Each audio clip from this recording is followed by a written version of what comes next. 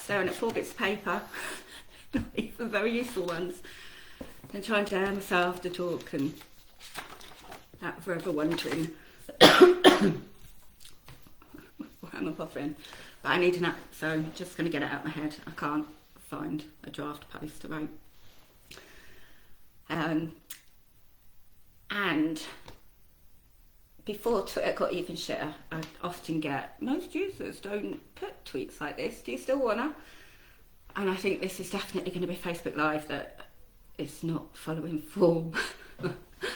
I have been asked to, by Miss Roger Hallam, to go on a media team if a campaign he's thinking of about doing people demanding deliberative democracy, which, if you know me, you know I'm all for. And I said I will, but only if. And I've been speaking to quite a few people. Most have got back to me, some haven't. And you know, it should be all documents and talking, but I'm tired. And I can't contact everyone whose thoughts I want on this. So I'm just doing this. It's easy for me. It's how I ended up where I am, right? I can't write anymore. I can't drive. I can't use a computer properly. So I started talking. So I'm talking. I've just watched Roger's latest video. I watched them all, and all of them I get quite often really quite visceral reactions to. Roger, sometimes like I have to pause it and I'm like, oh my god. Like I physically feel threatened, I think, like a fear response. But yeah, just to clear up, I've got an awful lot of respect for the man. I think he brings an awful lot of what is needed. I don't think he's got it all, but nobody's got it all. And I am, maybe some of this is going to feel a bit like gossiping. I'm just going to tell you my experience of working in different groups and why I've got the audacity to to say that now, right? And yeah, so I'll do that if you do this. Oh, sorry, I am scattered today.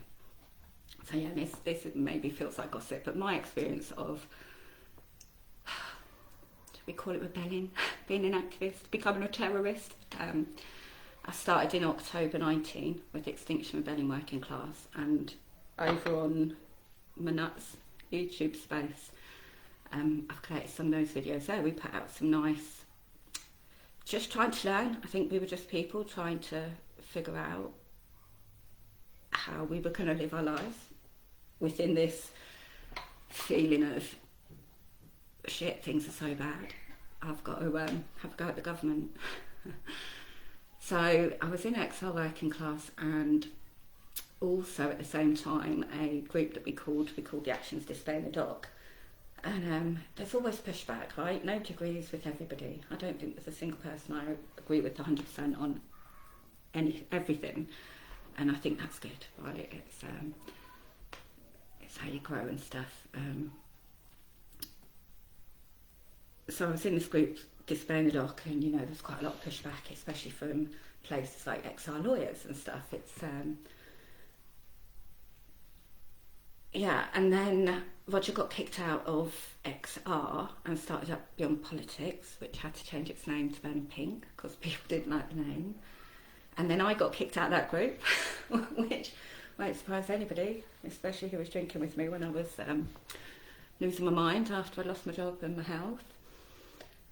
And then the Insulate Britain campaign came up, and when I first heard it, I think I can say now, can't I? Liam approached me and said, we're going to set up motorways for insulation, and I didn't think much about that. I thought the action had real value. You knew that was going to get some media space, right? And I was desperate to make the link between, you know, to put climate change, the climate breaking down as a symptom, right? It's not the thing, it's not an entity. Poverty, it's all linked, so that really appealed to me. But then, if you're in the movement, you know. If you're not, to my mate Jane and that, they know bits, I've told them bits, but yeah, there was an awful backlash about the colours, about the name, and I cried for months. I kept going to these to talk to the women that I'd worked with, and you know, women who'd been part of Greenham Common and, you know, all sorts, decades and decades of activism, who were doing this, women I trusted, and it was months of really agonising, and then it kind of dawned on me that the people who were worried about what the messaging would be like, and that I wasn't just being asked to sit on the motorway, I was being asked to talk on the media, you know, help shape that messaging. So it just felt to me that it'd be really cowardly to not try. And I think we did make some good links between, you know, saying this is, you know, we can't talk about the climate breaking down as this separate entity. It's a terrible fucking symptom. We've got to be looking for what, you know, and addressing how we've ended up in such a mess. So that was in Slate Britain, and then that moved into JSO, and I was tired. I was tagged, so I wasn't going to be sitting on roads. I did some work with some of the young people, especially, who were going to be talking about anyone who was talking. I wasn't feeling 100% myself, because it's just, yeah. We won't start talking about that, never stop. I've got a point to get to.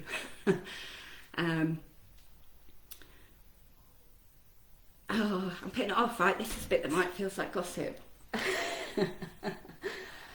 I had a bit of a gap, and I didn't like some stuff I was seeing, and oh, it's hard to talk about this stuff.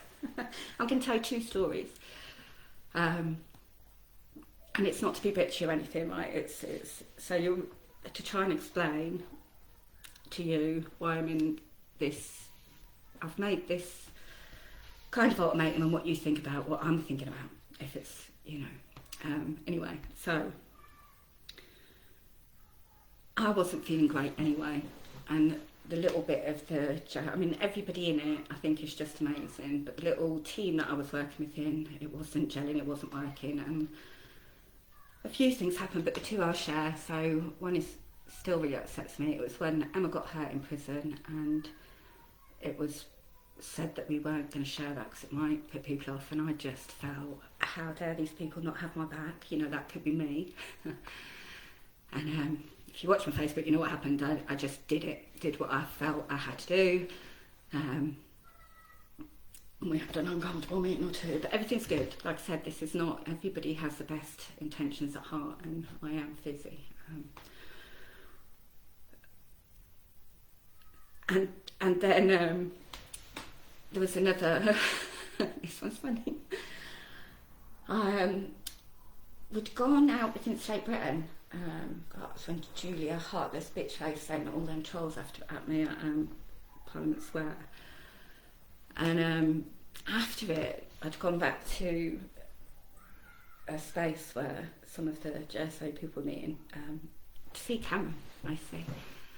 And just catch up on that. And Cam was, I can't remember what happened, some scientist or something had said something, and Cameron had come up with a really funny, like, little video sketch. So we were like, yeah, let's do that. And he said in the room, has anybody got any clue? And I went, yeah. I went in my bag, and a few people lost their shit. It's like, oh my God, how can you come in with glue? And I was just a bit shocked. I'm like, what if we got raided? And I'm thinking, well, that's the least of your problems if we get raided. And it was like around the time that glue was becoming one of these things they could hold you for. Now, if you're in the resistance, to me, if they put out a mad decree like you can't have glue, you can get arrested for carrying glue, then everybody just has to start carrying glue and thinking, yeah, let me in the courtroom to talk to a judge, because, you know, it's madness. So there was all this. I wasn't getting on with the team in any way. I ended up making an ultimatum. I said, I want a seat on the strategy team, otherwise I want it under disability and inclusion, otherwise I'm not going to be in these spaces. And I just kind of got ignored. And I can't lie, part of me felt hugely relieved. It is a really stressful space to be in, especially when things happen and you get lulls and you're trying to prepare and feel, and then it can go really crazy and it's a whole greasy industry. Anyway, so no bad feelings my end. I hope I haven't caused any. And then I've just heard about some people, including Lee Jasper, who I just think is incredible, and my mate Claire, and Roger said to me, he'd like me in the media space again, and I said yes, but only if the conflict resolution, I don't really know what else to call it. What I'm kind of saying is yes, Roger, but only if that you are held accountable, the strategy team, whatever, is held accountable to a group of mums. And bless him, his legs battered, and as somebody has a spoonie, it's he just said really quickly, that's a really great idea, make a 2-minute vid. So it's a bit longer than a 2-minute vid, probably not what he intended me to do. I didn't even know I was going to do it when I woke up this morning, but there you go. So, and I want to expand on why I want to just talk to mums. And if you're feeling upset, if you're like your dad and dads are great, go set up a dad's great group, right? The women of Rojava, I'm not sure I've said that right, even Rojava, are a huge inspiration to me. Their civilised society collapsed around them and they had to pick up guns, and when they had those guns, they demanded forgiveness and democracy, justice getting done. And Rogers for today's, he's rightly so, I think, he's like, we've got to be organised as people. If we're going to stop our government, I don't need to tell you how bad it is, do I? I mean, it's, God, what? Anyway, we have to get organised. And I've said, right, sometimes I'm watching and I get really like, oh my God, why do I feel so? And I think that's why I've shared some of the, people not getting on bits that happens, because we are just people. And I think like Roger has not got the whole thing, but maybe what is happening is that we want somebody else to have the whole thing. But we can't look to Roger for this missing bit. He needs us as much as, we need to bring it, because he doesn't quite get it. And I mean this with love, Roger. Don't know if you'll listen to this. But, I've got Jane Godley in my mind. Thought he was just a great kisser who was interested in moments. Not with kissed freedom, I promise. He doesn't even like hugs. But Roger talks a lot about history, look back at the Civil War and all this time, and I think we've got some much more modern things to look at why civil resistance works and how we need to change this. And actually, and everything he's looking back at and all the data and that, where the women are not really mentioned, are they? Now, if the miners, like those miners' strikes back in 70s, 80s, wasn't it? If the men had lost the plot and it wasn't a worthy fight, the mums and the women there had talked among themselves and said, if your man lost his head, we're stopping this nonsense, right? But that's not what happened. The women sorted it out, right? They were already connected, made stronger connections, fed the community. When it was needed, they stepped up to the front line. When it became pics and pavits and the gay people come down, the women would have definitely helped soothe that. Men, especially back then, even more so, were taught to defend and, resist change maybe a bit more. And the women would have just thought, oh my God, we're fighting enough. At least they're not Tories. They need feeding up. Come on in then. It's the Green and Common women, some of, Ploughshares ladies and that. Gorbachev himself said, paraphrasing his words, I'm not signing this treaty because I trust Reagan and Thatcher. I'm signing it because I trust the women who've made these connections. So Roger's right, we need to get organised. He gets a lot wrong, but we can look to him to sort that out. And I know a lot of wonderful people out there might be starting to hear about, are we going to push for this together? And, genuine question, you know, in a very unprofessional format probably. What do you think? With a group of mums, and I'm thinking 13, that's what this little card is about. We've got to do donut democracy. And I think, you know, women, we're just going to have to pick up the shit, right? I know change is scary, but change is fucking coming for us. Ooh.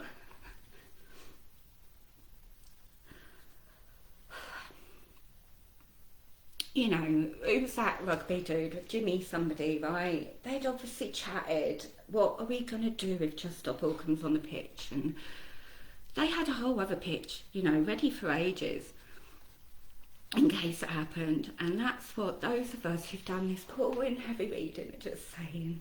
I'm sorry I'm emotional, I wasn't expecting that. Change is coming for us, like it or not. And at some point we're going to have to talk to each other, and before the next unprecedented event hits us, we do have to get organised, and I want to be organised with other mums. Oh my gosh.